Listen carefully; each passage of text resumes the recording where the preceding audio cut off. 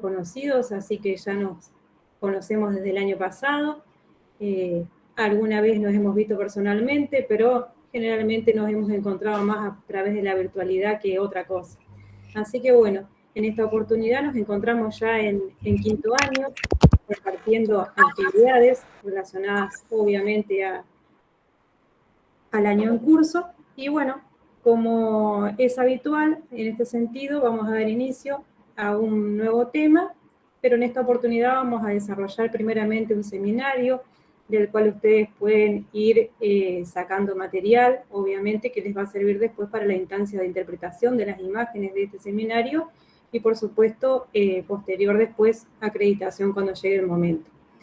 Confírmenme por las dudas si me escuchan bien, así yo voy a compartir la pantalla y seguramente que voy a dejar de verlos por un ratito, pero cualquier cosa, háblenme porque no los voy a alcanzar a ver a todos, son varios, así que nos vamos a comunicar a través de el llamado, digamos, oral. Confírmenme si me escuchan bien por las dudas. Fuerte y claro. Profe. Perfecto, muchas gracias. Acá voy a ir a compartir la pantalla, avísenme por las dudas cuando vean todo y así comenzamos con el seminario de urograma excretor.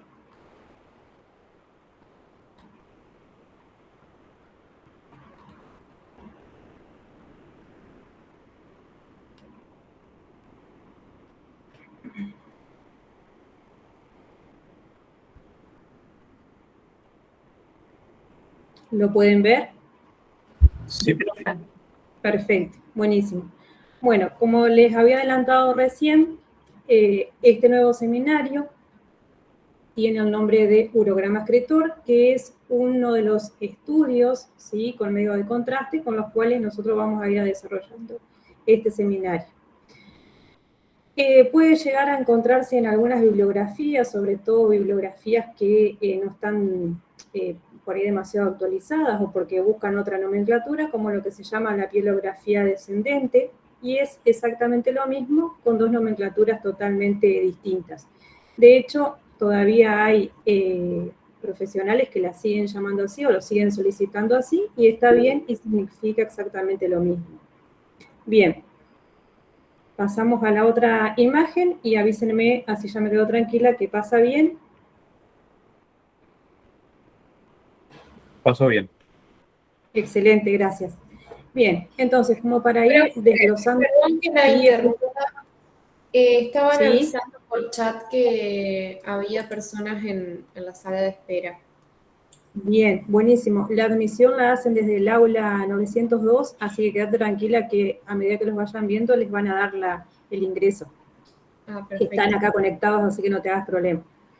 Bien.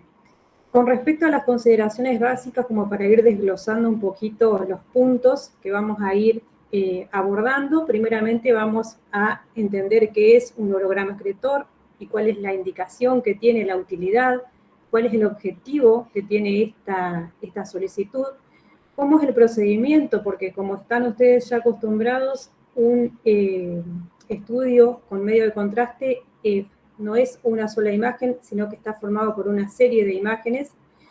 Es importante saber cuándo se solicita. Esto tiene mucho que ver con la modalidad diagnóstica y lo que queremos ver. Recuerden que siempre decimos que las modalidades diagnósticas no reemplazan una a la otra, sino que depende mucho de lo que ustedes como médicos ven dentro de ese presuntivo, es lo que van a solicitar y por lo tanto este estudio tiene, digamos, determinadas posibilidades de acuerdo a esa presunción diagnóstica. Después tenemos que saber cuándo no podemos solicitarlo, cuáles son las contraindicaciones y también saber, en el caso de ese tipo de pacientes, ¿sí?, qué otras modalidades diagnósticas tenemos disponibles o con cuáles podemos seguir avanzando cuando encontramos algo dentro de un urograma excretor. Y por supuesto, al final vamos a hacer un repaso largo, ¿sí?, medio general, sobre las imágenes más frecuentes de encontrar, más allá que después en los talleres del día de mañana y del jueves vamos a ir viendo un poquito más en detalle las imágenes y, digamos, articulando esas imágenes con lo que tendríamos que hacer en una lista de cotejo también. Bien, con respecto al primer punto, que hablábamos de qué es un urograma excretor. Ustedes recuerdan que cuando vimos el año pasado todo lo que era tubo digestivo alto y bajo, en lo que conocimos como cereal esofagostroduodenal y colon por enema, decíamos que eran estudios dinámicos, estudios donde necesitábamos un equipo de seriografía, que era, digamos, un equipo que nos emitía una radiación continua y necesitábamos ir viendo cómo progresaba el contraste dentro de ese órgano o de ese sistema que estábamos queriendo visualizar radiológicamente. La diferencia que tiene el urograma excretor, y por eso tiene esta palabrita que dice minutado, es que no necesitamos ese seriógrafo, lo podemos hacer con un equipo convencional, con el mismo equipo que se hace habitualmente cualquier radiografía, como por ejemplo la de tórax, y es minutado porque ya tiene establecido un protocolo de instancias o de tiempos en los cuales se van haciendo las imágenes, ¿sí? Por eso es que es minutado, porque ya está protocolarizado los instantes en minutos, desde la inyección del medio de contraste, en qué tiempo se van a ir haciendo cada una de esas imágenes. Esa sería la diferencia que tiene con respecto a los estudios anteriores, que ustedes sabían que era otro el equipamiento con el que necesitábamos hacerlo. O sea que en esa lista de cotejo, al principio, cuando digan qué tipo de equipamiento, obviamente es un tubo de rayos o un equipo de rayos convencional. Es una técnica antigua, ¿sí? Hoy por hoy se ha dejado de usar, no quiere decir con esto que todavía no haya médicos que todavía la sigan pidiendo. Ha sido reemplazada con estas modalidades nuevas y con dentro de cada modalidad con distintos estudios que se han ido adaptando a todo lo que es el estudio, ¿sí?, del sistema urinario. Y una de las aplicaciones más frecuentes que encontramos es la Urotac o la Pielotac, que como su palabra lo dice, estamos evaluando todo lo que sería el sistema urinario por tomografía computada, y también tenemos la posibilidad de hacerlo mediante la resonancia, con lo que conocemos como una uroreso, ¿sí? Y podemos evaluar también con la posibilidad de no utilizar radiaciones ionizantes. Por supuesto, cualquiera de estas modalidades tiene siempre el complemento de la ecografía, y dentro de la ecografía también la función Doppler color, que nos permite evaluar la vascularización. ¿Para qué sirve en sí un estudio de un urograma excretor? Es para evaluar todo el sistema urinario del paciente, ¿sí? Y todo como es básicamente el momento de la excreción de esos riñones, desde que salen desde la pelvis renal, desde que se concentra, digamos, el contraste, y hace todo su recorrido a través de los uréteres para llegar a la vejiga. Todo ese momento y la evacuación posterior de la vejiga es lo que nosotros queremos evaluar en un urograma excretor. Como les decía hoy, usa radiaciones ionizantes, ¿sí? Por lo tanto, eso tiene un montón también de cuidado con respecto a que tenemos que tratar de hacer las dosis mínimas y la cantidad de imágenes menos posibles para no irradiar al paciente. Por otro lado, tenemos que tener en cuenta que vamos a utilizar un contraste iodado, hidrosoluble, endovenoso, por lo tanto, aquel paciente que tiene posibilidad de ser alérgico al yodo no lo vamos a poder hacer, y en el caso de que no nos quede otra situación, eso es un deber como médicos también, manifestar esa situación a quien va a realizar el estudio para poder prevenir posibles reacciones y complicaciones que puede generar la inyección del medio de contraste. Si tenemos un paciente con una insuficiencia renal, no podemos hacer el estudio. Sabemos que estamos justamente inyectando contraste para que se concentre en el riñón del paciente y para luego evacuarse. Si tenemos una infección urinaria, una insuficiencia renal, perdón, es un problema, ¿sí? Sabemos que esos riñones no están funcionando bien. Si el paciente tiene una diálisis, que normalmente pasa, que a veces tenemos este tipo de pacientes, son datos importantes, porque llegado el momento que no nos quede otra situación que hacer esa inyección de contraste, tenemos que coordinar que salga de la sala de rayos y que entre a dializarse para evitar complicaciones posteriores. Fíjense cómo en este tipo de estudios la comunicación interdisciplinaria y multidisciplinaria es importante porque es lo que garantiza que el paciente no tenga complicaciones que pueden llegar a ser realmente graves. Enfermedades como por ejemplo el mieloma múltiple, que son causantes a veces de determinadas insuficiencias renales, son antecedentes importantes a tener en cuenta. Pacientes diabéticos, sabemos que también tienen dificultades renales. Son todas situaciones que hacen siempre a poner a veces en tela de juicio el costo-beneficio que tiene este estudio. Por eso fíjense lo importante, como dijimos siempre, que el diagnóstico presuntivo esté en esa solicitud médica, que estén también presentes los estudios anteriores que se haya hecho el paciente, también los antecedentes, porque todo esto es lo que le sirve a quien tenga que realizar el estudio, si realmente se puede hacer y si se hace, qué condiciones y qué cuidados tiene que tener el servicio con respecto a ese paciente. Como todo estudio donde nosotros necesitamos evaluar una región, tenemos que tener una preparación y sobre todo teniendo en cuenta la topografía y la ubicación topográfica. Nosotros tenemos que pensar que todo el sistema urinario está en el retroperitoneo, por delante tenemos todo lo que es el tubo digestivo.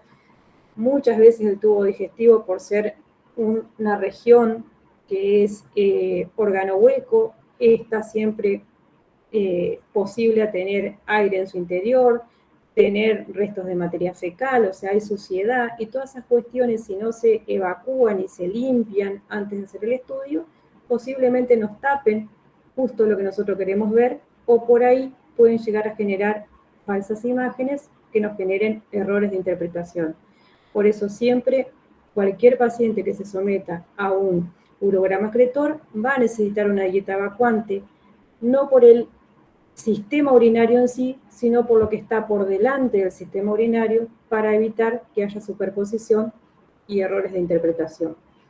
Y por supuesto, es importante que el paciente haga una preparación con antialérgicos, ¿sí? O antihistamínicos, que es lo que nosotros hacemos generalmente ante cualquier inyección de medio de contraste para evitar, más allá de que sea o que no sea alérgico, de tener reacciones posibles en cuanto al contraste en sí. Bien, ¿cuáles son las utilidades? Como dijimos recién, primeramente es evaluar toda la vía urinaria.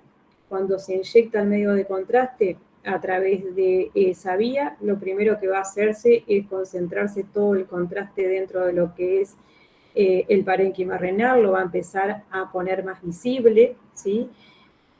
A su vez va a ir empezando a mostrar todo lo que es la pelvis renal, todo lo que son los cálices, todo lo que son las pirámides que están dentro de ese riñón, se van a empezar a ver radiológicamente porque se vuelven radiopacas, y en un momento va a empezar ese mismo contraste, si es que está todo viable y que la vía está permeable, va a empezar a decantar esa pelvis renal hacia los uréteres y desde esa manera, desde los uréteres va a ir descendiendo a través de los distintos movimientos peristálticos hacia la vejiga para poder evaluar también la capacidad de la vejiga, la forma que tiene, la posición, si hay alguna anomalía, y muchas veces se hace un control pre- y postmiccional, que es una medición con la vejiga llena, cuando está todo el contraste concentrado en la vejiga, se manda al paciente a evacuar al baño y se lo hace volver y se hace un control postmiccional para ver qué caudal o qué volumen postmiccional quedó dentro de la vejiga. Eso depende de lo que estemos queriendo buscar, obviamente, en el paciente. Entonces, la utilidad principal que tiene es evaluar toda la excreción renal y evaluar más que nada el tiempo de esa excreción renal. No así la función renal, porque la función generalmente se evalúa con otro tipo de procedimientos. Y como les decía recién, específicamente lo que se quiere demostrar es toda la parte anatómica, ¿sí? De esa vía excretora, todo lo que es el árbol urinario, en el menor tiempo posible, por eso que es minutado, y tenemos un rango de tiempo en el cual lo tenemos que hacer al estudio, y con la menor cantidad de exposiciones radiológicas porque tenemos que evitarle al paciente exponerlo innecesariamente. Generalmente un urograma excretor tiene un promedio de unas 4 o 5 placas. En total, cuando ustedes reciban un urograma excretor, van a tener una serie de imágenes, ¿sí?, que está formada por 4 o 5 momentos importantes, pero a veces nos pasa que dependiendo de lo que podemos llegar a encontrar, tengamos que hacer alguna placa anexa, algún tipo de maniobra, por ejemplo, las maniobras de Valsalva, que podemos ir viéndolas, y tenemos que ir también registrando. Así que, por eso es la idea de que tratemos de demostrar toda esta anatomía en el menor tiempo posible, porque el contraste tiene un momento en el cual va a permanecer en la vía urinaria, pero también tratando de tener las imágenes justas y no irradiarlo demasiado al paciente. Bien. Con respecto al procedimiento que hablábamos hoy, de esto de la dieta evacuante, es importante, ¿sí? Por eso, si bien ustedes esta parte en sí del procedimiento como médicos no tienen por qué saber cómo se hace la dieta, pero sí saber de que ese paciente no va a salir nunca del consultorio, de la solicitud médica y va a entrar a hacerse el estudio, ¿sí? Tiene que tener una preparación que generalmente dura de 48 a 24 horas previo al estudio, dependiendo de la urgencia que tenga. Y como les decía hoy, la dieta siempre es importante porque necesitamos evitar superposición de estructuras. La premedicación antihistamínica es importante, ¿sí? Como les decía hoy también, los estudios anteriores, si el paciente tiene ecografías, si el paciente tiene radiografías de abdomen, si tiene algún tipo de otro estudio que se haya hecho siempre relacionado a esta zona, es importante y que lo lleve y que ustedes también los vean antes de solicitar el estudio, porque a veces sirven de aporte los datos que puedan entrar o ver en esas imágenes para hacer el procedimiento que se está indicando. Y como siempre, un consentimiento informado tiene que estar presente siempre, porque estamos utilizando un medio de contraste, y el aval legal tenemos que tenerlo siempre presente, más allá de que el consentimiento también sirve como una manera de interiorizar al paciente sobre el procedimiento y las reacciones y las posibles consecuencias que también es justo que el paciente lo sepa antes de hacerse el estudio. Bien. Una vez que el paciente ingresa a la sala, ya va a estar toda totalmente preparada. Es una sala que normalmente se maneja mucho la asepsia y toda la parte estéril, sobre todo porque tenemos que inyectar un medio de contraste. El que vamos a utilizar siempre es el hidrosoluble, porque lo tenemos que inyectar en la vena, en el torrente sanguíneo, y puede ser iónico o puede ser no iónico, esto dependiendo de lo que podamos llegar a tener en el servicio. La diferencia que tiene uno con respecto al otro es que el iónico nos posibilita mayor porcentaje de algún tipo de reacción alérgica y el no iónico nos disminuye ese porcentaje en un gran número y a veces nos da mejor tranquilidad básicamente a la hora de hacerlo. Así que puede ser cualquiera de los dos, con la diferencia que a veces si tenemos la opción, por lo pronto quienes hacemos el contraste preferimos siempre utilizar el no iónico.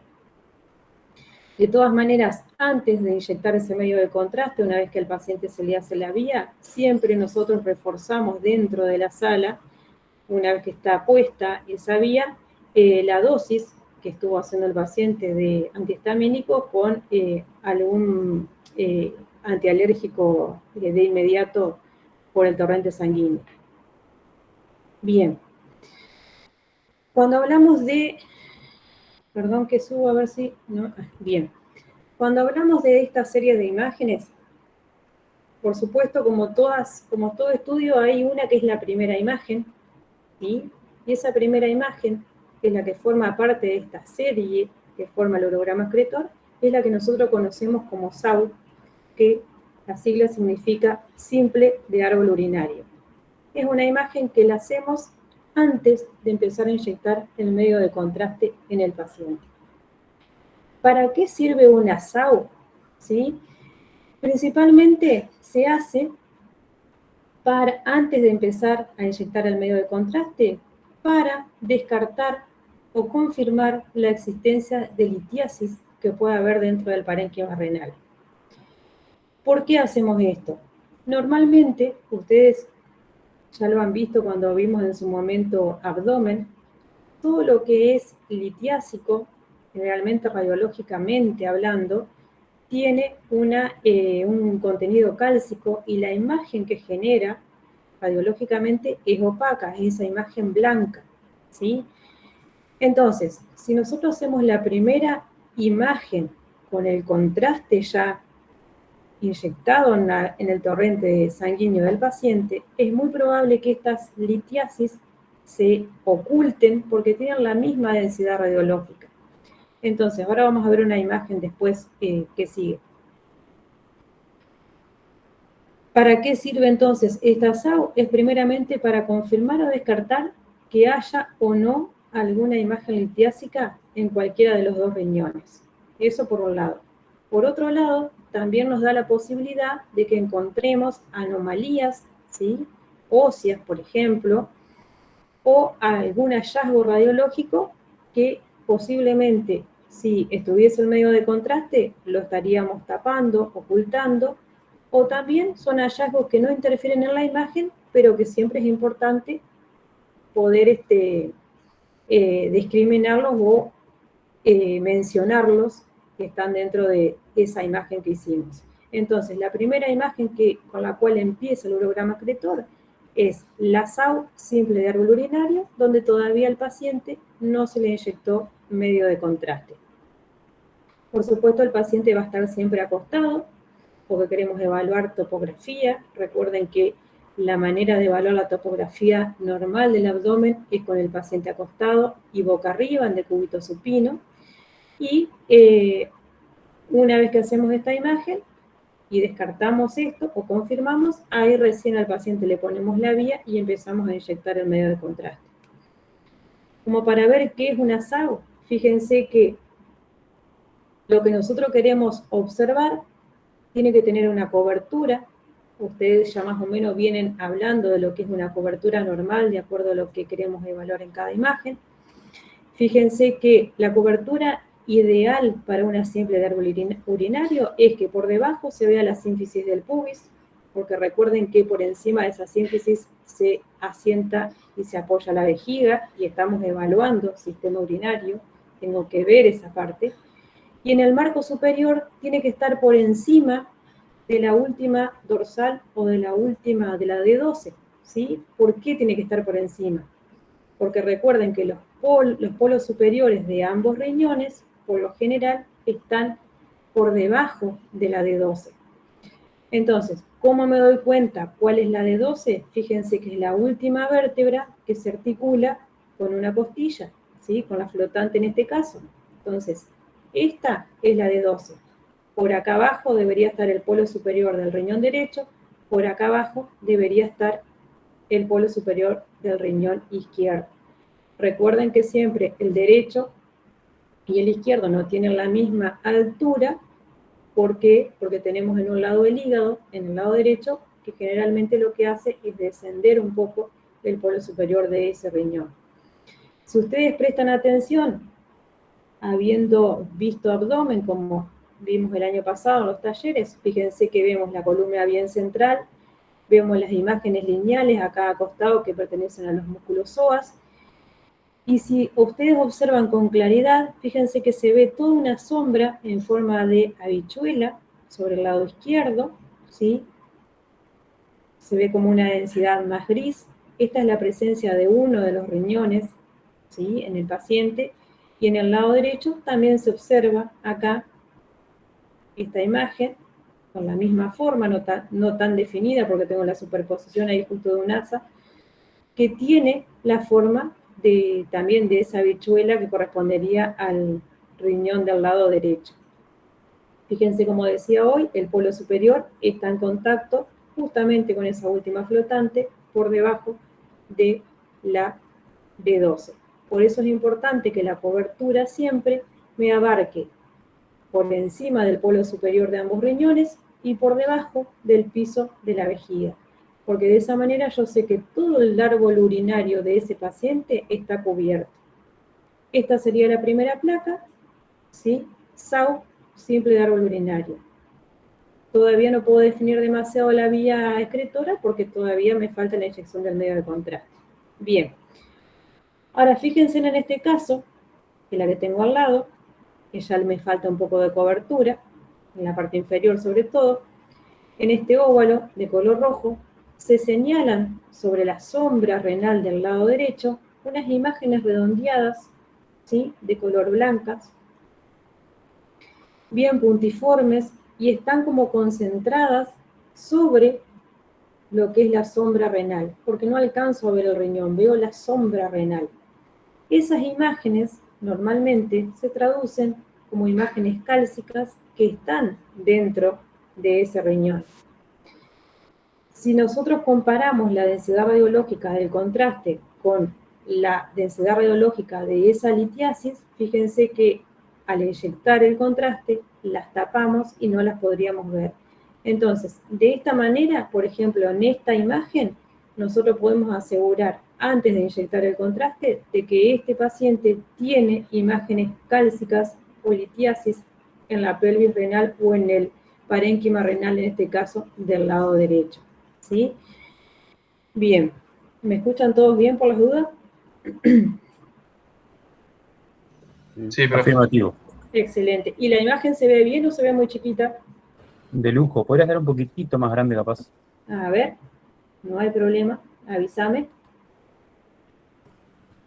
Ahí está óptima. Excelente. Bien. Pasamos entonces a la próxima. Bien. La segunda imagen, ahí, que sería con la que seguimos, es una vez que yo inyecto el medio de contraste, desde el momento en el cual se comienza a inyectar el medio de contraste, es imprescindible que siempre manejemos el estudio con un mismo reloj, ¿sí? Que alguien sea el encargado de estar mirando su reloj. Entonces, desde ese momento que se empieza a inyectar el contraste, hay que contar 5 minutos y recién ahí hacer la segunda imagen. ¿Qué es lo que queremos ver en esta imagen de los 5 minutos? Es toda la concentración del contraste en la pelvis renal, ¿sí? Y es lo que nosotros normalmente conocemos como el nefrograma. Es ver cómo, fíjense ahora, se pintó toda la pelvis renal, los cálices están totalmente cubiertos, no siempre son totalmente simétricos, ¿sí? Recuerden que la anatomía no es totalmente simétrica de un lado del otro, a veces puede cambiar, ¿sí?, el tamaño, sobre todo la forma, pero lo importante es saber que en el momento en el cual nosotros inyectamos el medio de contraste, a los 5 minutos se hace la segunda imagen y necesito ver la pelvis renal totalmente opaca en ambos riñones. Y eso es lo que conocemos como nefrograma. Si ustedes prestan atención, fíjense que por gentileza, obviamente, de quien hace las imágenes, siempre tiene la particularidad de ir poniéndoles al costadito de lo que es la indicación de la derecha, el minuto o la frecuencia de minutos en el cual se hizo la imagen, ¿sí? Por lo tanto, esta sería la segunda imagen del urograma excretor, la que se hace entonces a los 5 minutos. Posteriormente a eso, se va a pasar a la tercera imagen, que se va a hacer a los 15 minutos, y siempre recuerden esto, post inyección de medio de contraste. No se hace a los 15 minutos desde la segunda imagen, sino desde el momento siempre donde se empezó a inyectar el medio de contraste, desde ese minuto 0. ¿Qué es lo que queremos ver? A los 15, ya la evacuación del contraste desde la pelvis renal hacia todo lo que es los uréteros.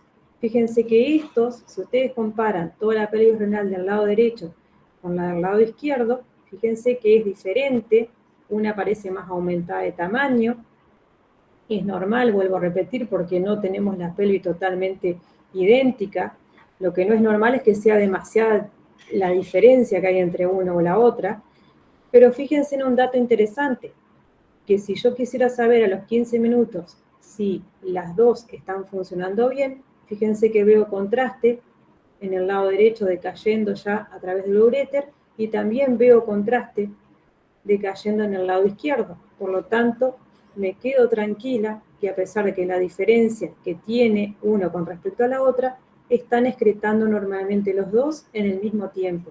Y eso es importante, ¿sí? Porque por lo menos descartamos que haya algún tipo de obstrucción a nivel de la pelvis o la unión urétero-pielo-calicilar.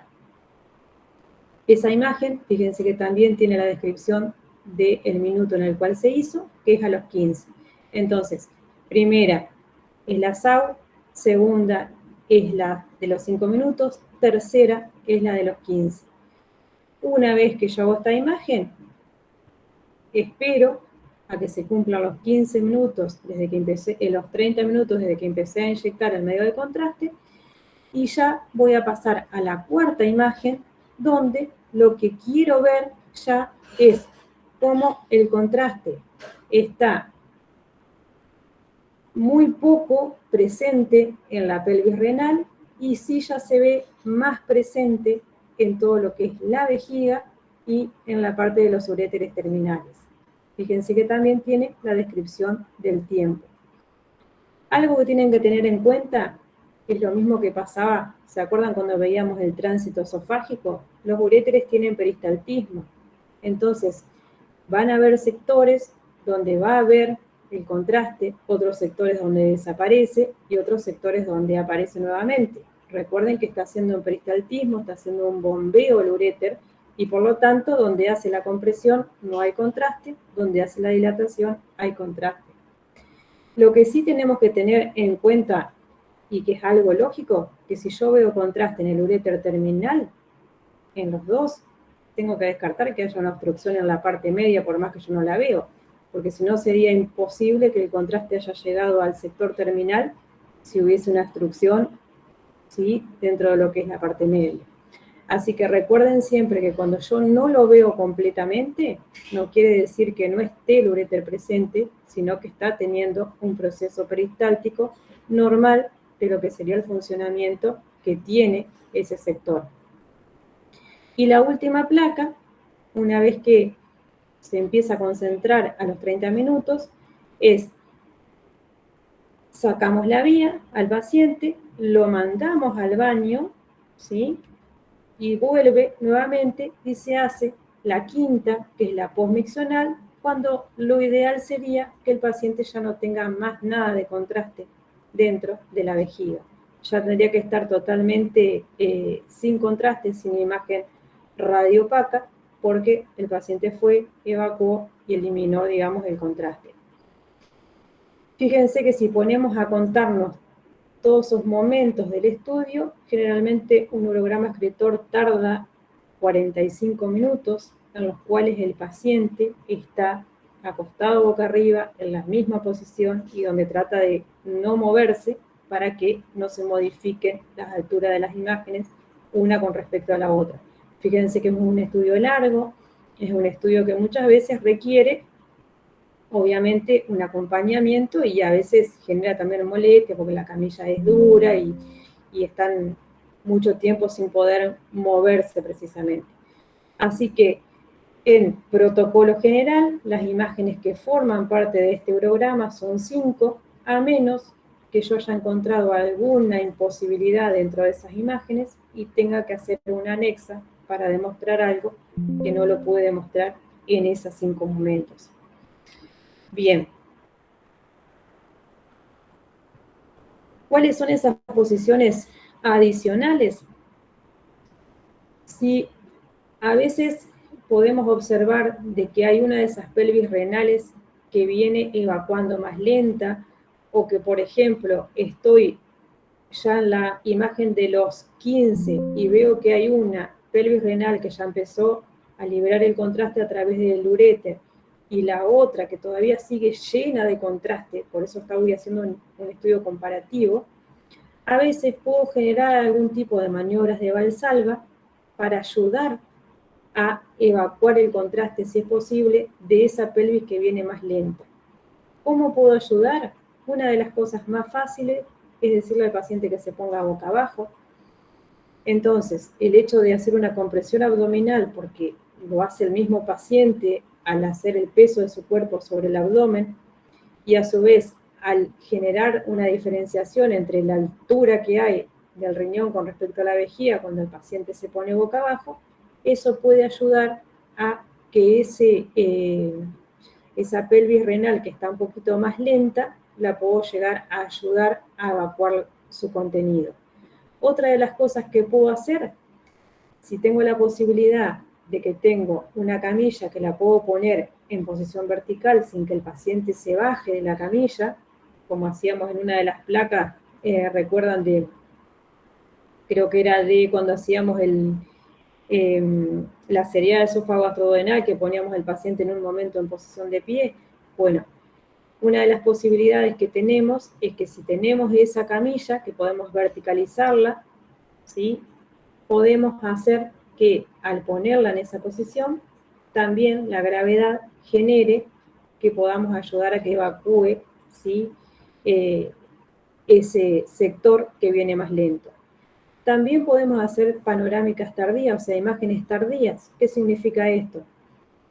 Pasa que a veces, a pesar de hacer todas estas maniobras, no tenemos resultados, entonces hacemos retirar al paciente de la sala, le decimos que vaya a caminar, que vaya a dar una vuelta a la manzana, a la plaza, no sé lo que esté más cerca, y que vuelva en determinado momento para ver si pudimos generar que esa pelvis renal pueda excretar un poco y podamos valorar básicamente la función que tiene esa pelvis retardada.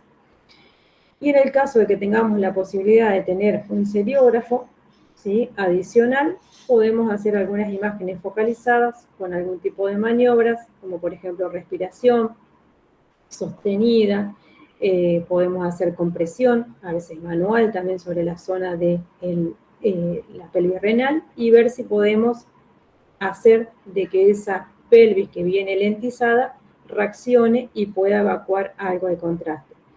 Hay veces que cuando hay algún tipo de obstrucción muy severa, por más que apliquemos todas estas maniobras de Valsalva, por más que hagamos las imágenes tardías, por más que hagamos todos los esfuerzos, a veces no podemos lograr y por lo tanto tenemos que ya confirmar de que no hay evacuación posible, que hay una obstrucción propiamente dicha. Bien.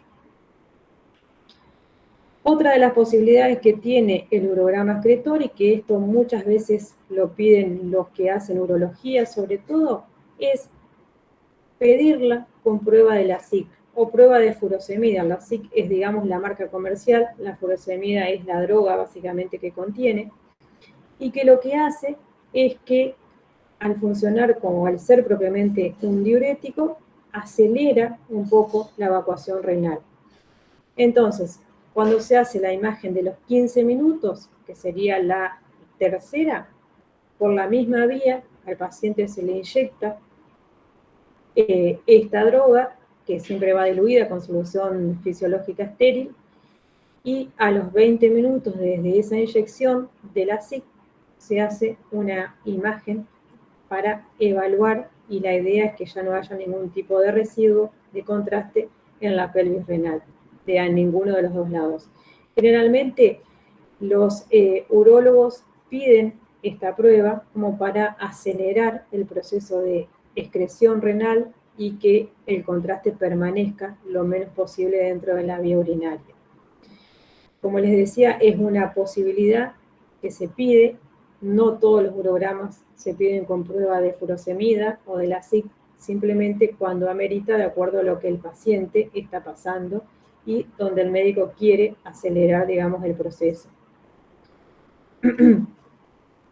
Como decía hoy, ¿cuándo vamos a solicitar un urograma?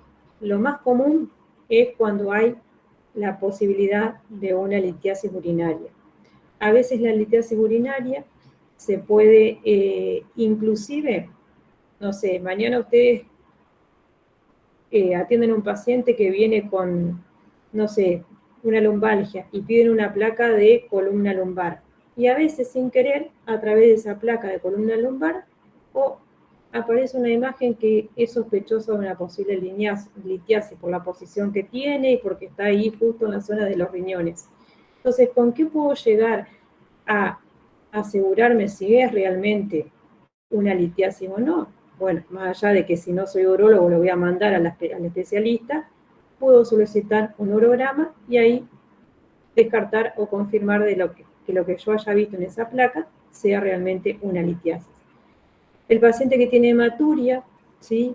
A veces es una posibilidad también pedir este urograma para estudiar y ver qué es lo que está pasando en la pelvis renal de esos riñones, si tiene que ver con esto que le está pasando con respecto a este síntoma que tiene, esa hematuria. Muchas veces se puede estudiar, sobre todo cuando quiero evaluar este residuo posmiccional, si hay algún tipo de posibilidad. A veces pasa, por ejemplo, en las hipertrofias prostáticas, que la vejiga tiene una particularidad que está a veces comprimida y elevada por el piso vesical, por este agrandamiento prostático, y a veces ese agrandamiento prostático lo que hace es que el residuo posmiccional del paciente sea bastante voluminoso. Entonces, un paciente que va a evacuar su vejiga, es dificultosa la evacuación, no es en una cantidad considerada, tal vez a los 15, 20 minutos tiene otra vez la misma sensación de querer evacuar su vejiga, y esto muchas veces tiene que ver con un agrandamiento prostático, con una hipertrofia o una hipoplasia de próstata, que hace que la vejiga se eleve y se comprima, y forma eso que alguna vez vimos, sobre todo creo que era en abdomen, cuando vimos lo que era la vejiga en forma de herradura, que parece que está, o de media luna, que está sostenida en el aire, en el medio de la pelvis. Después vamos a ver una imagen. Muchas de las veces se quiere pedir este urograma para ver cómo es la medición de ese residuo posmiccional, ¿sí? Cuando hay alguna dilatación de los uréteres también es importante. Y como decíamos hoy, la posibilidad de que al pedirlo con esta prueba de la SIC también se puede confirmar o descartar si hay alguna posible obstrucción de esa vía urinaria, que puede ser alta o baja, que es lo más frecuente. Puede haber una obstrucción media, pero generalmente la zona de mayor afinidad para las obstrucciones es la alta o es la baja. Bien. Profe, disculpe una preguntita. ¿Escucho? En la diapositiva anterior, ¿sí? ¿Cuál sería, digamos, la diferencia entonces entre urograma excretor y urograma excretor con residuo postmiccional? Si después de todo en las dos llegamos hasta la quinta imagen y en las dos evaluamos la radiografía postmicción, digamos. Exactamente. En esta me decías... Claro, ¿cuál sería la diferencia entre la A y la B, digamos? Porque en sí las dos hacen lo mismo. El urograma excretor siempre va a tener un residuo, siempre va a tener la última imagen, que es el residuo posmiccional, tanto en la primera como en la segunda. La diferencia que tiene la primera con la segunda es que muchas veces se puede solicitar también por esto de evaluar el residuo posmiccional. Lo ideal sería, o sea, la diferenciación en cuanto a las imágenes, si es tu pregunta, vas a ver lo mismo. Lo que pasa es que si vos tenés un paciente que tiene estos antecedentes, como por ejemplo una posible agrandamiento prostático o tiene una posible dilatación uréter distal, con más, digamos, con más detenimiento vas a mirar esa última imagen. Pero siempre la última imagen la vas a tener, si esa es tu pregunta. Sí, era eso justamente, muchas gracias. Exacto. La solicitud la vas a hacer igual, exactamente igual. Lo que vos vas a diferenciar es cuando vos leas las imágenes dónde vas a hacer más hincapié, si en las primeras imágenes o en la última, que es la que más te va a interesar en este caso. Claro, entiendo. Excelente, buenísimo. Bien, como les decía hoy, hay otras técnicas, ¿sí? Como por ejemplo la pielografía ascendente, que como la palabra lo está diciendo, vamos en una dirección diferente a la que venimos estudiando. En vez de ingresar desde el contraste, desde lo que sería la pelvis renal hacia la vejiga, generalmente en una pielografía ascendente se ingresa desde la vejiga hacia los riñones. Generalmente esto se hace por vía endoscópica, generalmente lo hace el médico urólogo. Son técnicas que tal vez hoy por hoy ya han ido modificándose, porque también los elementos los catéteres sobre todo, han ido cambiando también de su material, y generalmente se hacen cuando hay algún tipo de litiasis generalmente baja, que yo por vía endoscópica puedo llegar y sacarla, ¿sí? Directamente. Puede llegar a utilizarse también cuando quiero colocar ese famoso catéter doble J, que es una manera de reemplazar en cierta forma al uréter. y que después los vemos radiológicamente opacos en las imágenes, ¿sí? También se puede utilizar la pirografía ascendente cuando quiero hacer algún tipo de biopsia, pero como les decía hoy, generalmente este tipo de estudio ya lo hace el médico urólogo y se hace a través de vía endoscópica, y lo que hace la parte de diagnóstico, la parte de rayos en este caso, es poder guiar el procedimiento con el equipo de rayos, ¿sí? Es como que ayuda en este caso a trabajar al médico que está haciendo la endoscopía. Otra de las cuestiones es la pirografía por nefrostomía. A veces se deja un catéter que está ubicado en la pelvis renal y ese catéter sale hacia el exterior del paciente, ¿sí? Tenemos la posibilidad de tener como que si fuese una vía de acceso más directa, donde muchas veces, de acuerdo a la patología o a lo que determinó el procedimiento, al paciente se le deja ese catéter puesto en la pelvis renal hacia el exterior, y lo que nosotros normalmente hacemos es inyectar medio de contraste directamente en ese catéter, ¿sí? Y podemos evaluar directamente la pelvis renal sin tener que estar inyectándole el contraste por vía endovenosa al paciente. Digamos que esas son técnicas que son posibles, son más directas y que solamente están aplicadas para determinados casos como estos que fuimos mencionando, ¿sí? No van a estar siempre aplicadas a un paciente que no tenga estas patologías. Bien, algunas de esas imágenes, como decíamos recién, en la segunda tenemos la imagen radioopaca de ese catéter J, que es muy común, digamos, encontrarlo en pacientes que tienen problemas generalmente cuando se ha hecho algún tipo de procedimiento como una litotricia, ¿sí? Que es cuando se hace la ruptura de todas las calcificaciones que hay dentro de una pelvis renal. A veces se pone un catéter J para poder facilitar el egreso, ¿sí? De todo ese material que tiene que ir decantándose a la vejiga. Fíjense que si ustedes observan, el catéter no tiene, más allá de que es opaco, es liso y no tiene peristaltismo como tendría obviamente el uréter si estuviese presente. Otra de las cuestiones, fíjense en esto que decíamos, cuando tenemos un catéter que está directamente colocado en la pelvis renal, si ustedes observan, acá tenemos una pelvis renal bien opaca porque está llena de contraste, y si ustedes observan acá, que se ve muy chiquitito, es una guía que el paciente tiene colocada y seguramente se está inyectando el contraste desde la parte externa de esa guía directamente a la pelvis renal, ¿sí? Seguramente, pobre este paciente, no ha tenido de todo en sus riñones y tiene también puesta un catéter, seguramente postquirúrgico, y se le pidió un control para ver cómo está su vía, si está permeable y seguramente si funcionó el procedimiento que se le hizo. Y en el caso de esta pirografía ascendente o retrógrada, que era la que decíamos, hoy, que la hacía generalmente por vía endoscópica el médico urólogo, entra por lo que es la vejiga y empieza a ascender. Acá se ve cómo está todo ese endoscopio, fíjense que tiene esa forma corrugada que tiene normalmente, y está llegando desde la vejiga hacia la pelvis renal, seguramente para ver si hay algún tipo de obstrucción y para poder contrastarlo también y ver cómo va evacuando. Bien. ¿Cuáles son las contraindicaciones que tiene este estudio? Primeramente habíamos dicho de la alergia al yodo, ¿sí? Si tenemos, digamos, la posibilidad de no hacer este estudio con este tipo de pacientes, no lo hacemos. Si no nos queda otra posibilidad, tenemos que tomar todos los recaudos, pero nos estamos exponiendo a un riesgo bastante importante, así que no es dato menor saber si el paciente es o no alérgico. Si hay una insuficiencia renal, fíjense que estamos todo el tiempo hablando de un contraste que se concentra en el riñón y se excreta por el riñón. Si los riñones no están funcionando, el estudio no se puede hacer. Si no nos queda otra situación, sobre todo en el paciente que se dializa, es dato importante.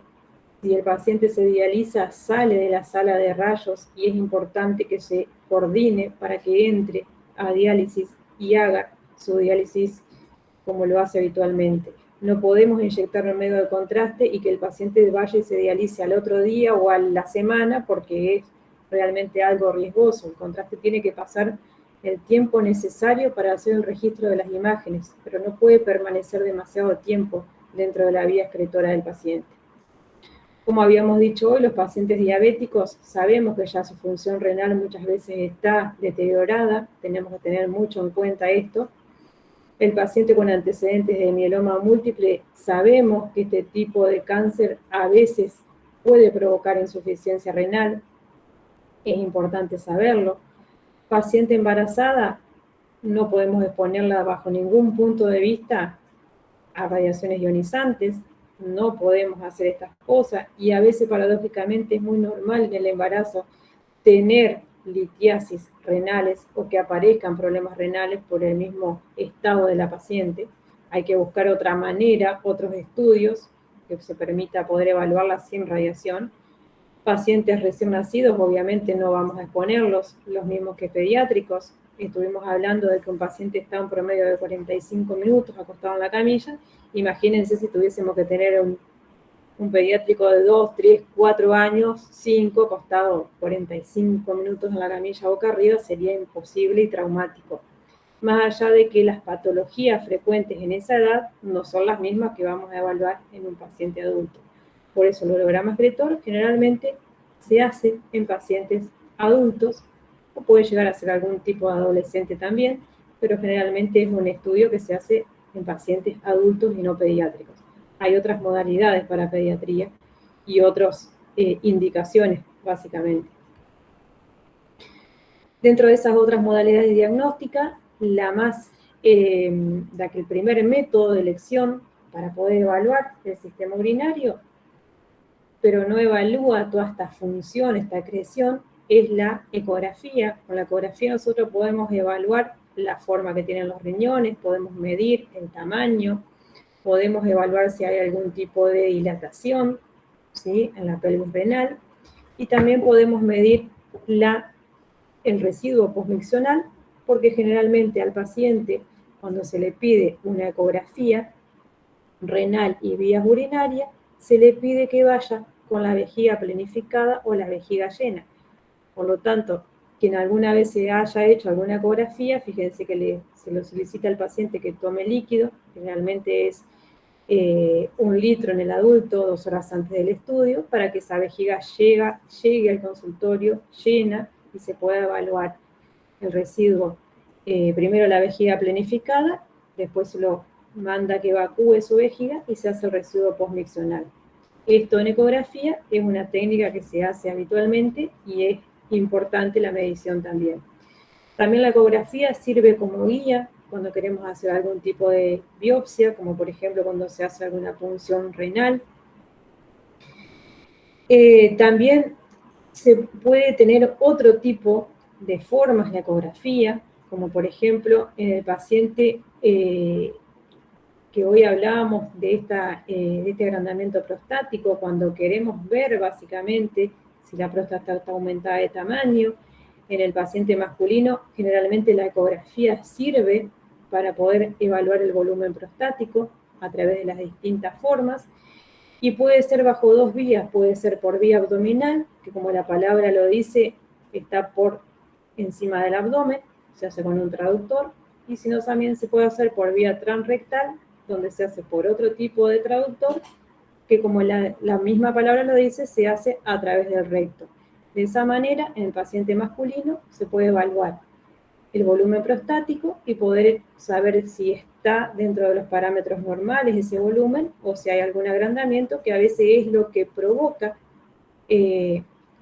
algún tipo de anomalías o algún tipo de mal funcionamiento dentro de la evacuación de la vejiga que forma parte del sistema urinario.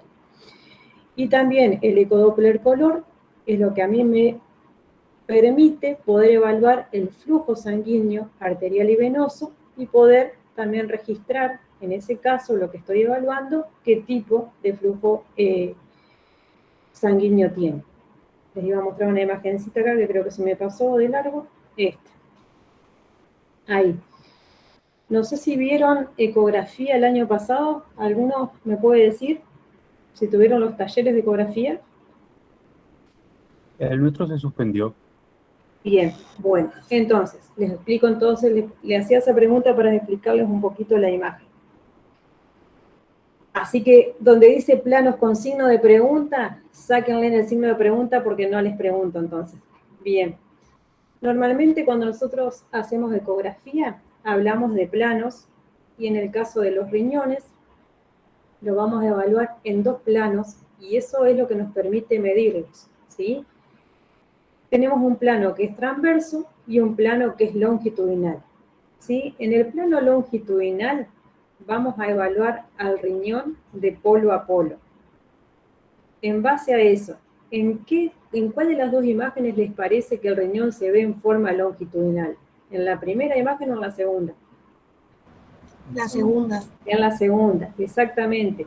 Fíjense que anatómicamente el riñón tiene forma alargada, en forma como le dicen habitualmente de habichuela, ¿sí? Y esta forma es la que tiene el riñón.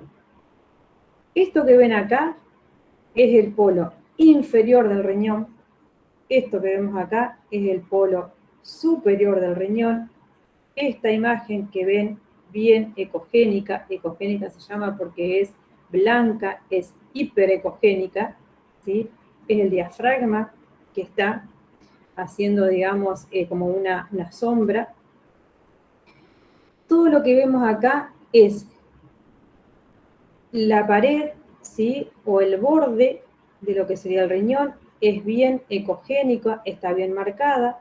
La parte gris que veo en la parte, ahí donde estoy marcando, no sé si se ve el cursor por las dudas. Sí, se ve el cursor. Sí, se ve. ¿Se ve? Bien.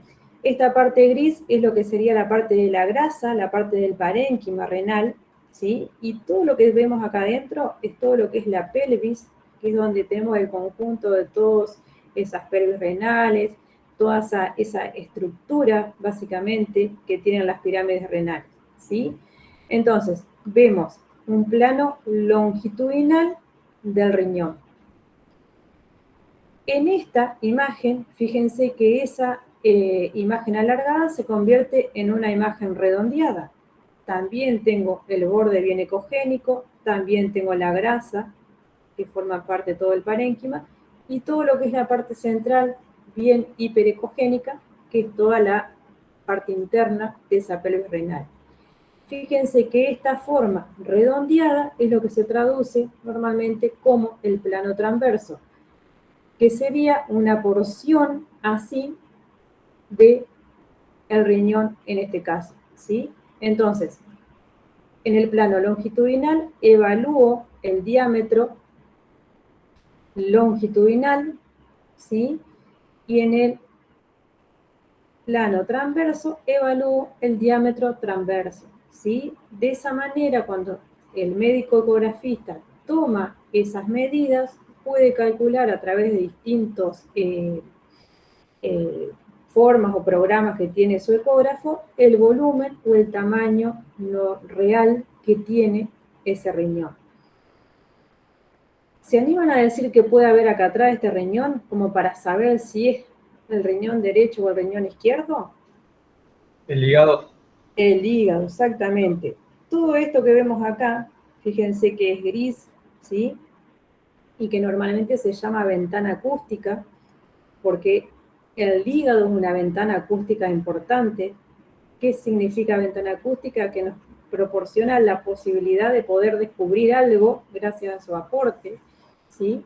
Nos ayuda a descubrir elementos, y en este caso, cuando yo veo esta ventana acústica tan importante acá y veo la presencia de un riñón, ahora vamos a la pregunta del millón. ¿Qué riñón es? ¿El derecho o el izquierdo? ¿Y el derecho? El derecho, porque estamos, digamos, sobre el riñón. ¿Y por qué les parece que es más difícil ver el riñón izquierdo?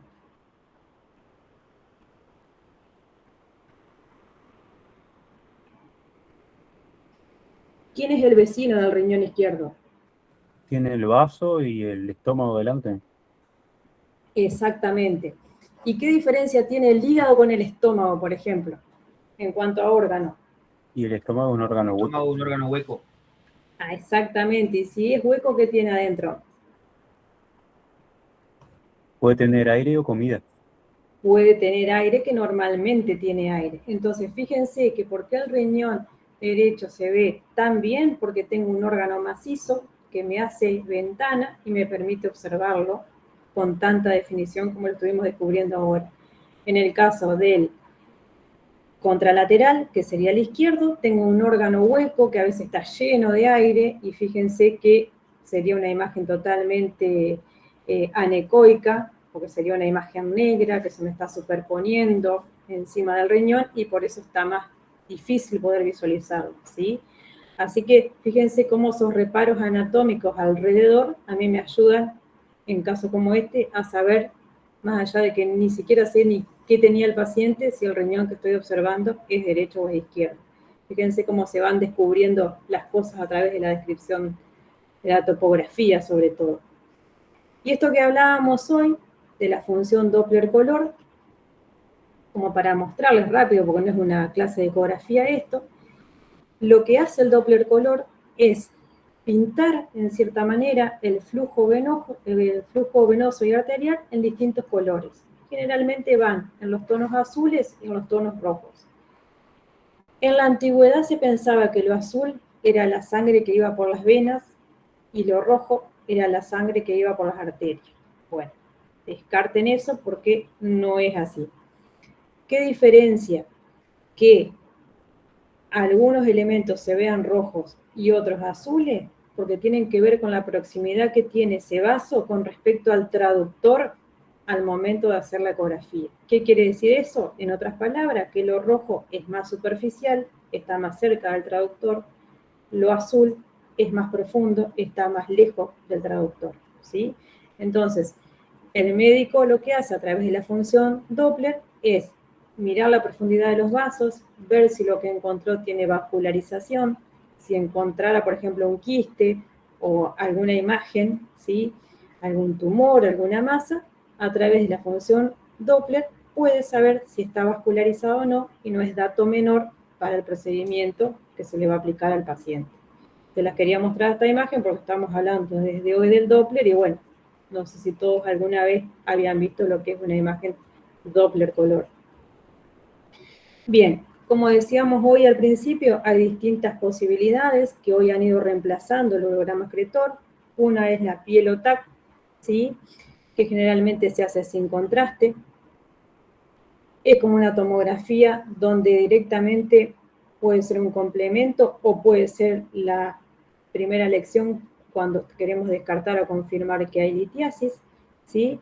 Se planifica, se hace una imagen primera de todo lo que es el árbol urinario, todo lo que sería un scout de todo lo que es el sistema urinario, y después se van haciendo cortes en determinados milímetros para ir demostrando todo ese sistema urinario del paciente. También podemos hacerlo por medio de contraste. Algunos dicen piel o TAC con y sin contraste y otros directamente dicen urotac cuando utilizan el contraste, ¿sí? Se procede de la igual manera, se inyecta por vía endovenosa, se toman los mismos requisitos, ¿sí?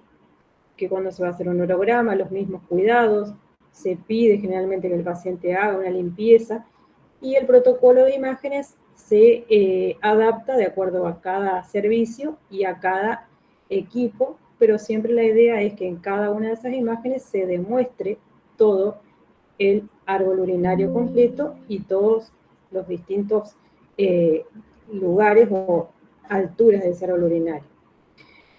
También en el caso de que por ahí querramos ver hallazgos, como por ejemplo cuando hacemos una imagen y encontramos algo que nos llamó la atención y queremos profundizar un poco más, podemos hacer una tomografía más completa donde evaluamos también el tórax, el abdomen, la pelvis, donde vamos a evaluar también el sistema urinario porque está presente, pero no son específicamente del sistema urinario, este tipo de tomografía, sino que ya comprenden todo lo que está circundante y cuando ya veo que hay compromiso de otras áreas, como por ejemplo cuando estoy buscando metástasis o estoy buscando, digamos, algo que puede estar en otro sector aparte del abdomen.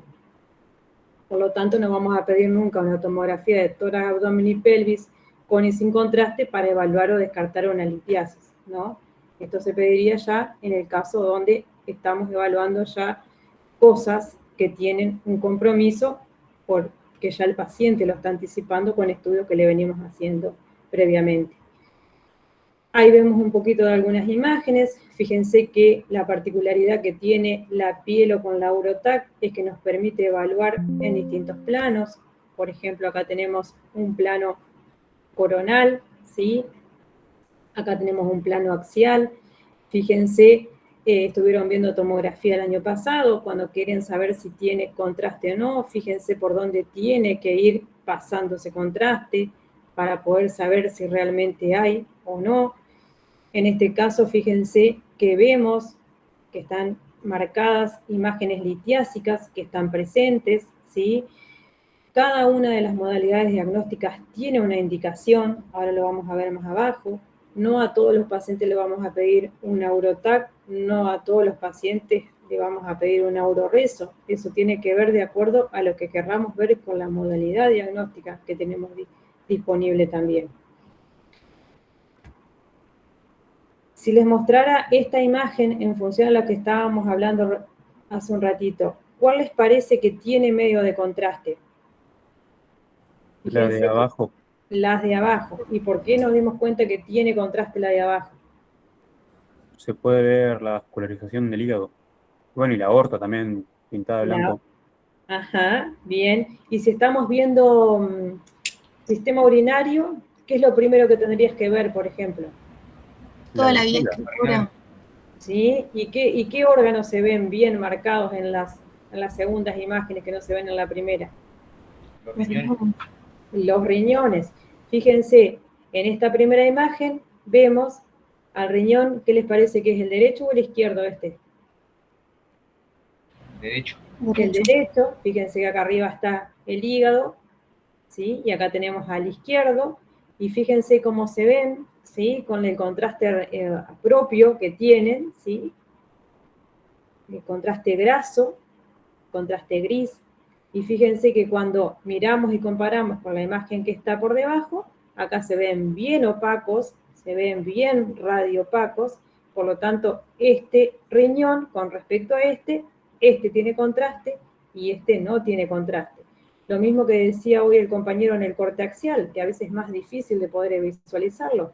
Fíjense que para confirmar o descartar que hay contraste, si es endovenoso, tengo que ir a los grandes vasos. ¿Cuáles son los grandes vasos más comunes? Como decía hoy el compañero, la aorta, la vena cava, donde yo vea imágenes radiopacas tan redondeadas como están acá, ¿sí? Que fíjense que en comparación con estas no están de igual manera, es evidente que este paciente tiene contraste endovenoso. ¿Y cómo me animaría a poder saber si tiene contraste o no oral si el paciente tomó? ¿Qué les parece? Si toma contraste oral, ¿por dónde tendría que transcurrir ese contraste? La imagen axial a la izquierda, o sea, a nuestra derecha. Porque está en el estómago. ¿Por qué órgano tendría que ir entonces? Por el tracto digestivo. Exactamente. Entonces, si yo quiero ver contraste oral, lo que tengo que ir es directamente, como dijo el compañero, a mirar todo lo que es vísceras huecas y ver si hay opacidad compatible con contraste. Entonces, fíjense lo importante que es esto de que siempre recalcamos que cuáles son las vías de administración y de eliminación. Si yo quiero ver contraste endovenoso, tengo que ir a ver todo el recorrido de ese contraste. Los vasos, los grandes vasos, tengo que ver, como decía hoy, las imágenes del hígado, que en este caso se ven, a veces la imagen es más inferior y el hígado no se ve, los riñones. Si yo veo imagen de opacidad en ese sector, confirmo de que hay contraste endovenoso.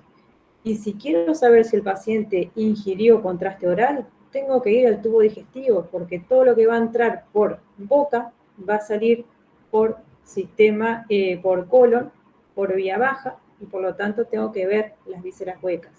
Entonces, eso que en un momento hacíamos tanto hincapié el año pasado en las vías de administración y de eliminación, fíjense que en la modalidad de tomografía no es dato menor y cómo me voy ubicando cuáles fueron las indicaciones que tuvo el paciente.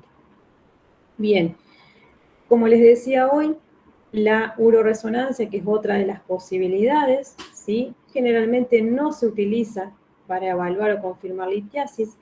¿Por qué? Porque normalmente la resonancia se utiliza más para todo lo que es las partes blandas. Cuando yo quiero evaluar, por ejemplo, o diferenciar tumores de quistes, ¿sí? Me puede servir de complemento importante para ese tipo de hallazgos. Por lo tanto, siempre es importante saber qué es lo que le pasa al paciente, qué es lo que yo quiero encontrar y en base a eso, qué modalidad diagnóstica es la preferente para mi diagnóstico presuntivo, ¿sí? Entonces, como siempre hacemos hincapié, sobre todo quienes hacemos imágenes, ninguna modalidad diagnóstica reemplaza a la otra, sino que cada una complementa a la otra y cada una tiene una finalidad y una imagen que va a mostrar de acuerdo a las densidades que conforman a esa modalidad. Entonces, como decíamos hoy, es una alternativa de la tomografía, no va a identificar nunca calcificaciones, son estudios largos, a veces no usan radiación ionizante, pero tenemos que tener en cuenta que no todos los pacientes están capacitados para hacer una resonancia. Hoy por hoy tenemos un abanico bastante grande de cosas a considerar. Son estudios que no siempre están disponibles, no en todos los lugares voy a tener resonancia, a veces tengo que aprender a reemplazarlo por otras cosas, cuando no tengo un resonador en el lugar donde estoy trabajando. Como decíamos hoy, diferencia tumores de quistes, porque generalmente esto tiene que ver mucho con todo lo que es el aporte de las partes blandas a través de los distintos tiempos que usa la resonancia, la supresión grasa, los STIR, todas esas cosas me generan a mí distintas comparaciones, ¿sí?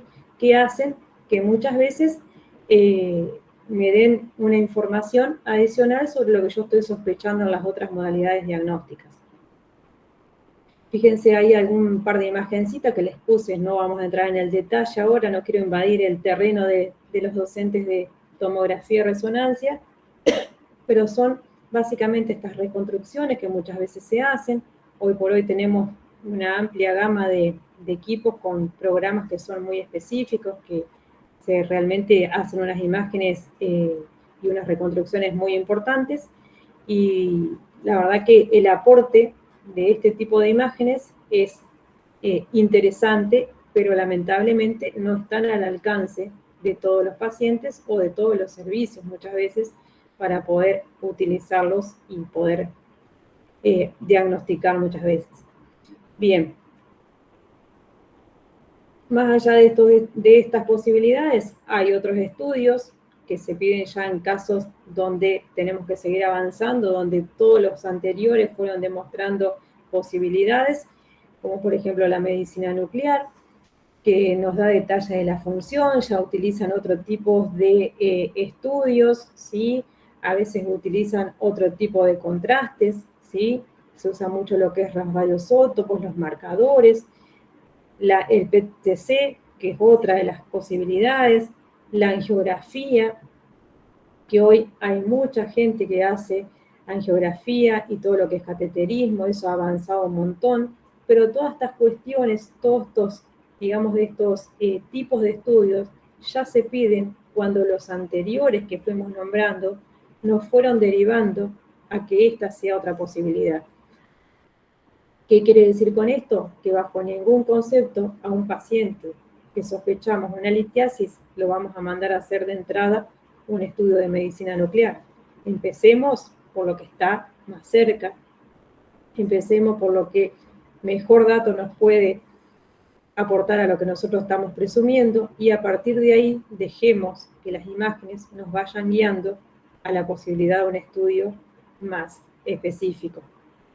Por eso vuelvo a repetir, la clínica que ustedes hagan como médicos, lo que escuchen a lo que el paciente diga, los síntomas que tienen, es lo que a ustedes les va a permitir primeramente hacer una solicitud como corresponde de acuerdo a lo que al paciente le pasa. Y si a partir de ese estudio encontramos algo que tenemos que seguir estudiando, saber que hay un abanico de posibilidades de otros estudios que nos van a ir pudiendo aportar más datos específicos, ¿sí? Bien, algunos hallazgos frecuentes, como para mostrar algunas imágenes. Fíjense, por ejemplo, en esta primera imagen, lo único que me llama la atención es que la pelvis renal en el lado derecho es más grande con respecto al lado izquierdo. Como les decía hoy, no quiere decir de que sea patológico, porque tal vez es más grande y está excretando perfectamente. Debería ver todo el estudio completo, las 5 imágenes de su urograma para ver si al final quedó contraste o no en la última imagen. Es una posibilidad. Recuerden que la simetría en la anatomía no es 100%, siempre hay una diferencia. Me puede pasar, como en este caso, donde veo ausencia de riñón en el lado izquierdo. Puede pasar, no conozco los antecedentes, puede pasar que el paciente no tenga riñón en el lado izquierdo, capaz que se desayunó el día que se fue a hacer el estudio, que el pobre no tenía el riñón del lado izquierdo, o tal vez un paciente que ya tuvo un antecedente de una cirugía previa y no tiene riñón en el lado izquierdo. Entonces, el urograma se hace y vemos solamente contraste y presencia de todo lo que sería su sistema pielocalicilar y uréter, vejiga, ¿sí? Todo solamente en el lado derecho. Son posibilidades. Cuando hablábamos hoy de lo que eran las obstrucciones, tenemos que tener en cuenta que generalmente las obstrucciones se producen a veces porque alguna de esas litiasis que estamos queriendo buscar están alojadas en algún lugar de ese recorrido y por lo tanto dificulta que pase el contraste. A veces puede ser que la obstrucción sea total o puede ser parcial. Si es total, quiere decir que bajo ningún concepto, por más maniobra valsalva que le hicimos, el contraste pasó. Y si es parcial, puede ser que pase, pero con dificultad.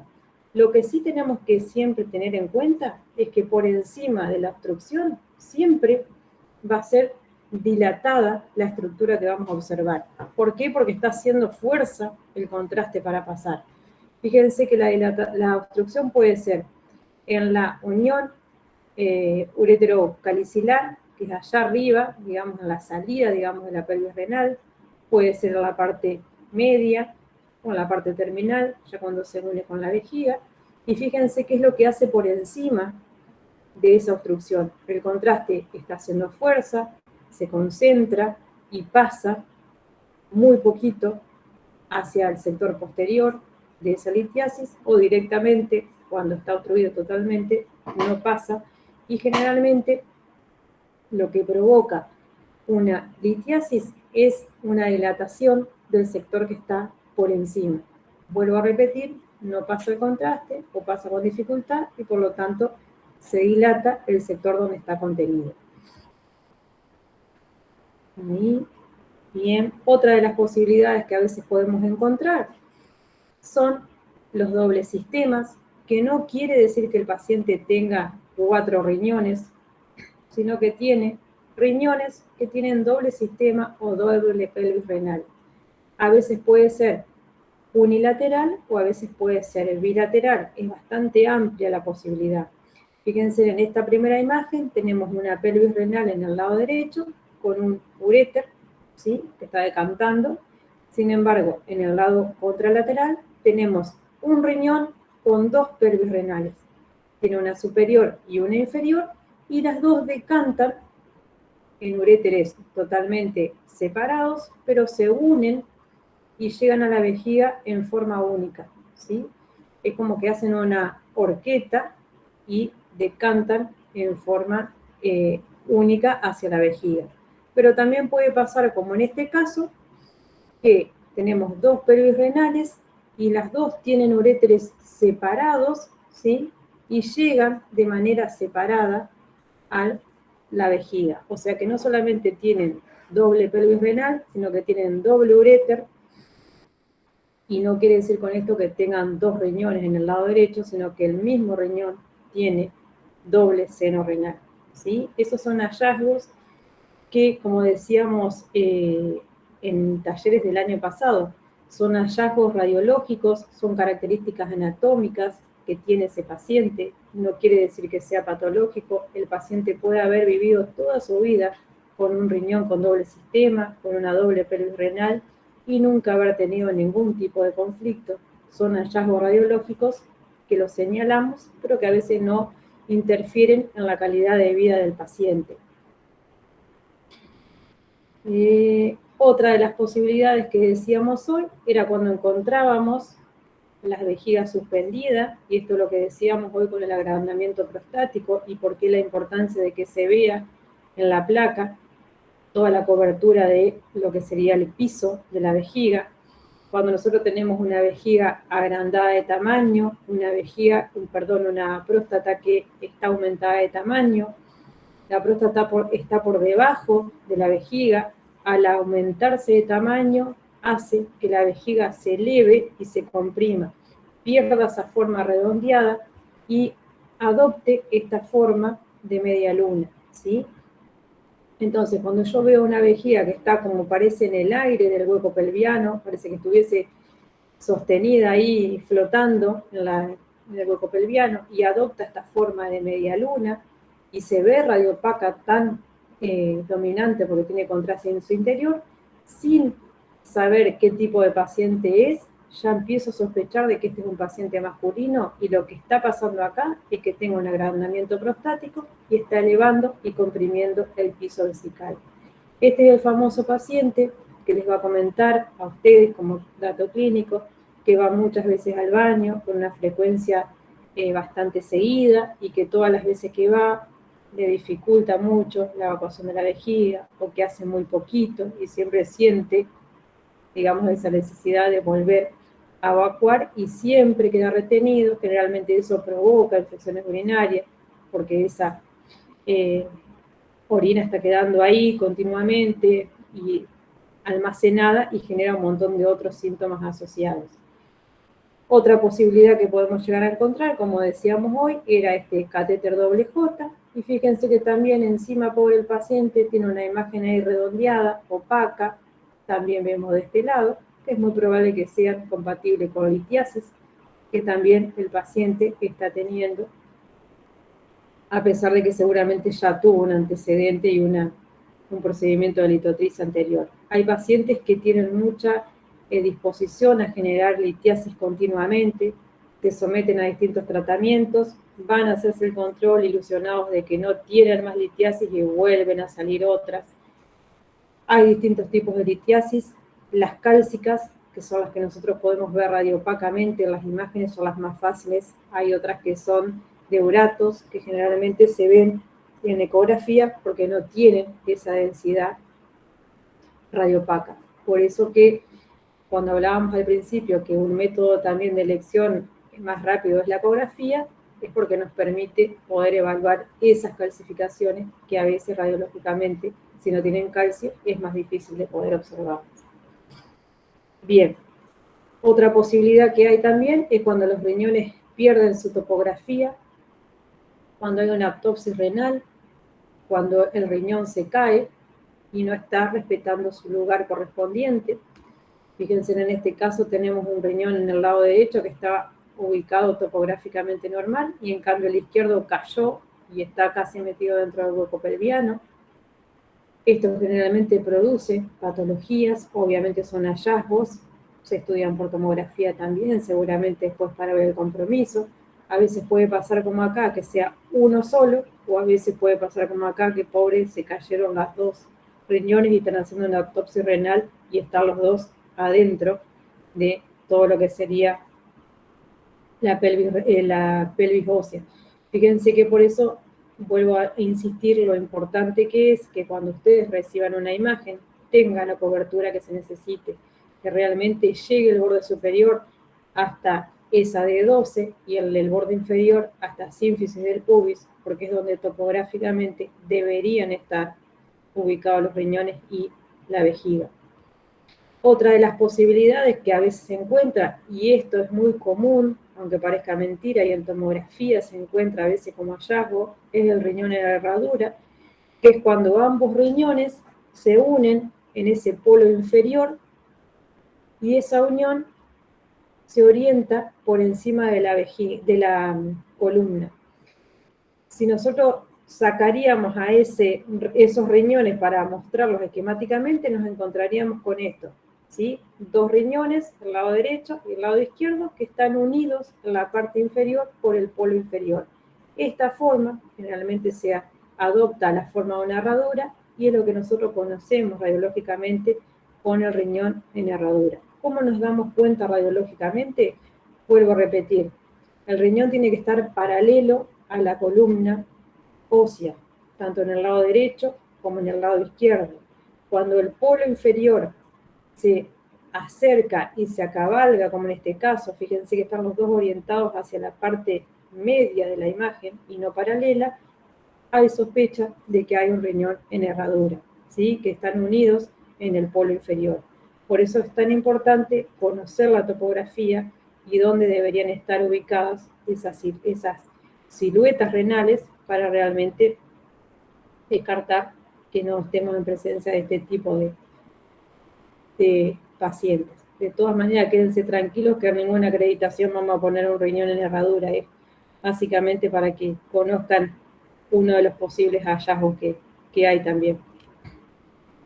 Y bien, dentro de las recomendaciones posteriores que le damos siempre al paciente es que el antialérgico o antihistamínico que le dimos previamente al estudio generalmente lo sigue un día posterior al estudio, completa generalmente el tratamiento que se le había dado. Como todo estudio con medio de contraste, se le pide en este caso que ingiera mucho líquido, sobre todo en lo que es riñón, para poder enjuagar todo esto por donde pasó el contraste, enjuagar bien los riñones, los uréteres, limpiar bien la vejiga. Por más razón necesitamos que tome líquido. Y obviamente en el caso de que el paciente siente algún tipo de malestar o algo posterior al estudio, siempre le pedimos que no dejen de comunicarse y de acercarse en el caso que necesita algún tipo de ayuda. Bien, y como siempre decimos, conservar los estudios. Hoy por hoy la posibilidad que tenemos, y ustedes también la van a tener, que los pacientes tienen un portal de imágenes. Hoy ya el paciente no va con los estudios en la bolsita, como en otras épocas, y con todo el historial de impreso, sino que hoy va con un código, un usuario, una contraseña, un portal, y ahí tenemos la posibilidad de poder ver todo el historial del paciente, todos los estudios que se han hecho. ¿Para qué sirve este historial? Fíjense que si estamos evaluando litiasis, de estudio a estudio podemos comparar si siguen estando en el mismo lugar, si siguen teniendo el mismo tamaño, si los bordes siguen siendo iguales, si hay alguna dilatación. O sea, siempre es importante el estudio anterior del paciente para comparar con el actual y ver y caracterizar los hallazgos y sobre todo la conducta a seguir, que es la que ustedes como médicos van a tener, digamos, la responsabilidad de poder seguir con el caso. Y a modo de cierre, como siempre les digo a todos, están en una edad donde sus riñones necesitan ser escuchados, más allá de toda la música y de las cosas que por su propia edad hacen a que escuchen también. Escuchar a los riñones, sobre todo quienes hacen deporte, hidratarlos, que son estudiantes, que están mucho tiempo sentados, es una manera de anticiparse a un montón de cosas y poder darles una mejor calidad de vida y evitar complicaciones futuras. Así que con esto dejo de compartir. No sé si alguien quiere hacer una pregunta, si quedó algo claro. Si no, ahí dejo, así los puedo ver antes que se vayan. Profe, ¿Sí? en la acreditación, ¿entran todos esos estudios o no? No, solamente en la acreditación lo que va a entrar va a ser imágenes de urograma excretor. Ahí. Gracias. Exactamente. Igual mañana, porque no puedo dejar de compartir, no lo puedo ver. Ahí está. Acá estoy. Bien.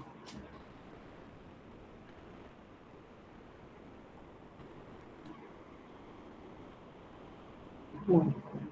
Bien, ¿alguna otra pregunta? Profe, ¿qué cálculos, o sea, qué tipo de cálculos eran los que se veían mejor por ecografía? Los que son de uratos, generalmente tienen, a ver si, tienen otro tipo, ahí está, ahí aparecí, tienen otro tipo de contenido. Generalmente los que más se ven son los cálcicos, que son los que tienen calcio en su interior. Recuerden que el calcio es lo mismo que tienen los huesos, por lo tanto es lo que yo veo radiológicamente como opacos, ¿sí? Blancos. Esos de urato generalmente no tienen ese contenido cálcico y por eso es más difícil de poder observarlos en una placa, ¿sí? Por eso son los que se ven básicamente en una ecografía cuando hace el médico la ecografía. Gracias, profe. Por favor, Julián. Bueno, ¿alguna otra pregunta, chicos? De todas maneras, mañana tengo taller, no me acuerdo con qué comisiones realmente, pero vamos a ver un poquito de imágenes, ¿sí? Para la compañera que preguntaba que cómo se acreditaba. Y también la acreditación tiene una lista de cotejo que es muy parecida a la lista que venían usando ya en seriada y en colon, es muy parecida, igual. Obviamente está adaptada al estudio que vamos a hacer, que es el urograma. Así que más o menos, para que vean cuáles son las imágenes que pueden llegar a ver, los hallazgos más frecuentes. Como les decía hoy, quédense tranquilos que un riñón en herradura no les vamos a poner una acreditación, quédense tranquilos, ¿sí? Pero está el deber dentro del seminario mostrar esos hallazgos, ¿sí? Así que bueno, quienes estén conmigo vamos a ver un poquito de imágenes mañana. Quienes estén con la licenciada Silvia Heim van a ver lo mismo el jueves. Cualquier duda que tienen, como siempre les decimos, nos preguntan. Nos vamos a ver en otros temas más también, así que creo que ya nos conocemos y tenemos la posibilidad de evacuar las dudas en estos momentos de encuentro que me parece que son importantes. Bueno, no sé si hay alguna otra pregunta.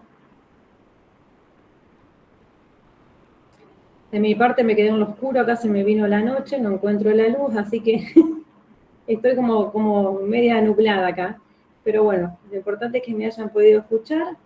Agradezco la convocatoria, sobre todo el horario, la puntualidad, que es algo que siempre rescato. Y bueno, la participación que han tenido a través de las preguntas, que eso indica que también estuvieron atentos al tema que se fue desarrollando. Bueno, chicos, me despido, muchas gracias y nos vemos mañana con los que nos toque el taller. Adiós, profe. Gracias, Chao, profe. profe.